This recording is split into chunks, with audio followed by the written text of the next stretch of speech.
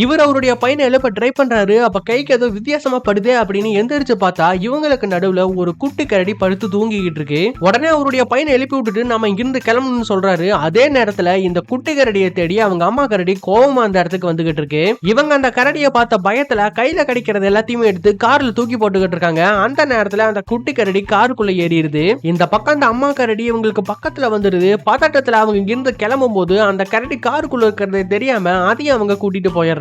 இப்ப அவங்க போற வழியில போலீஸோடைய செக் பாயிண்ட் இருக்கு. அதை பார்த்த உடனே இவர் அவருடைய பையனை சீட்டு கடியில ஒளிய சொல்லிட்டு இப்ப அந்த கரடியை அவரு முன்னாடி உட்கார வச்சுக்கிறாரு. இதுக்கப்புறம் ஒரு போலீஸ் ஆபீசர் வந்து இவர்கிட்ட லைசன்ஸ கேட்கிறாரு. ஆனா இவரு லைசன்ஸ கொடுக்காம இந்த கரடி தான் வண்டி ஓட்டிட்டு வந்துட்டு நக்கல் பண்ணவும் அதை கேட்ட இன்னொரு ஆபீசர் இவர் மேல சந்தேகப்பட்டு காரை செக் பண்ணணும்னு சொல்றாரு. அதை கேட்ட உடனே அவருடைய வண்டியை ரொம்ப வேகமா எடுத்துட்டு பேரிகேட்ல இடிச்சிட்டு இந்த இடத்துல இருந்து தப்பிச்சிடுறாரு. ஏன்னா இவங்க ரெண்டு பேரும் இந்த ஃபாரஸ்டுக்குள்ள அத்துமீறி தான் நைட்டு நுழைஞ்சிருப்பாங்க. அதனால தான் போலீஸ பார்த்த உடனே அவங்க எஸ்கேப் ஆயிருக்காங்க.